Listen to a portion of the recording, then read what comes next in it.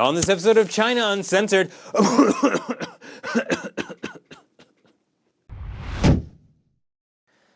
Hi, welcome to China Uncensored. I'm your Surgeon General's warning, Chris Chappell. You know, China has gotten a reputation for making and exporting toxic goods. Toxic milk, toys, purses, it's a big list. But there's another toxic product that China makes that you might not be aware of. One that you see every time you go to your corner market, bodega, or grocery store. Cigarettes. 42% of the world's supply of cigarettes are made in China. And here's the thing about China's tobacco industry. It's owned, operated, and regulated by the Chinese government. Think about that. The Chinese government is selling one of the most addictive and deadly drugs to the world and making a fortune off it. And I bet you didn't think the tobacco industry could get any more evil. In 2010, Beijing's biggest single source of tax revenue came from cigarettes, $75 billion worth. Now, would you be surprised if I told you that in China, there is very little government support for an anti-smoking campaign in a country where 1.2 million people die each year from tobacco-related diseases? Cigarettes are cheap and plentiful in China. Today, there are 350 million people in China smoking. That's more than 10 times the population of Canada. And there's also at least one turtle smoking 10 cigarettes per day.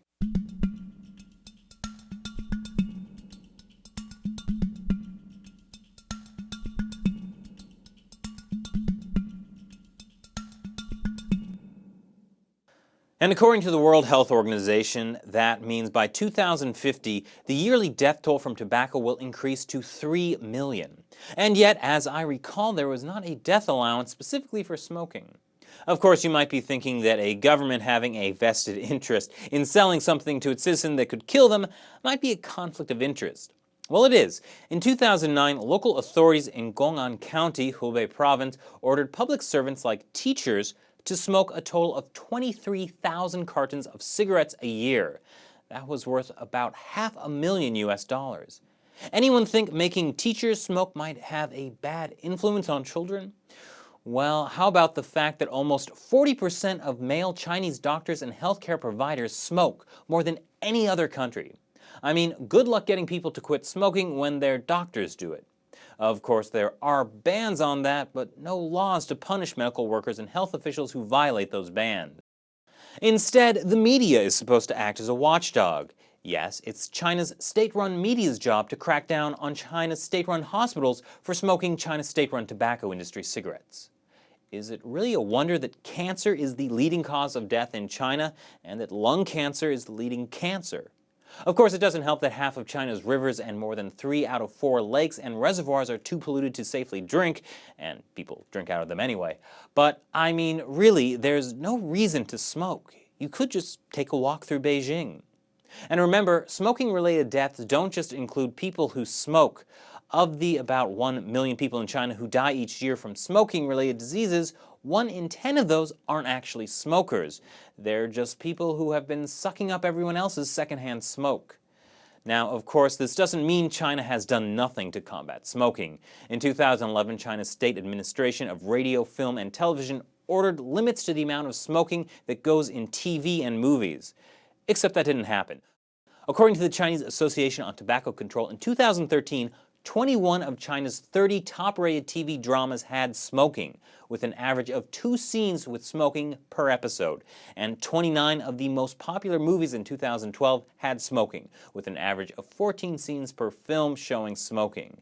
There was also a law that required all hospitals to be smoke-free by the end of 2011, but as of this year, only 40 out of more than 20,000 hospitals have banned smoking inside. But what about the children? Children are our future, right? Well, tobacco education is a high priority for China. That's why tobacco education is so common. You know, maybe the way I'm saying that isn't so clear. By tobacco education, I mean the tobacco monopoly is funding schools across China. According to state-run Xinhua News Agency, in 2011, more than 100 primary schools across the country are being funded by the tobacco industry. And with names like Sichuan Tobacco Hope Primary School, who would have guessed? And it doesn't stop there. China's state-run tobacco funds 42 primary school libraries in Xinjiang, 40 in Tibet, and even has given a 10 million yuan donation to a 2010 Healthy Mothers campaign, according to a report by Yang Gonghuang, a former deputy director of China's Center for Disease Control and Tsinghua University professor Hu Angang. But I mean, there's no way the tobacco industry would abuse its position funding schools, right? On the bright side, since the tobacco monopoly needs young customers to stay in business, since so many of their longtime customers are, well, dying, maybe we'll see an end to China's one-child policy. But this affects the rest of the world too. 2.2 trillion. That's the number of cigarettes smoked in China per year. Trillion, 12 zeros. Now, since China has a tradition of bootlegging as well, fake Apple stores, fake Disneylands, fake Parises, cigarettes aren't an exception. It's estimated that 400 billion fake cigarettes are smoked in China. It's such a lucrative business that in Yunxiao, a county in South China, about twice the size of New York City, has over 200 underground counterfeit cigarette operations. And by underground, I mean literally underground.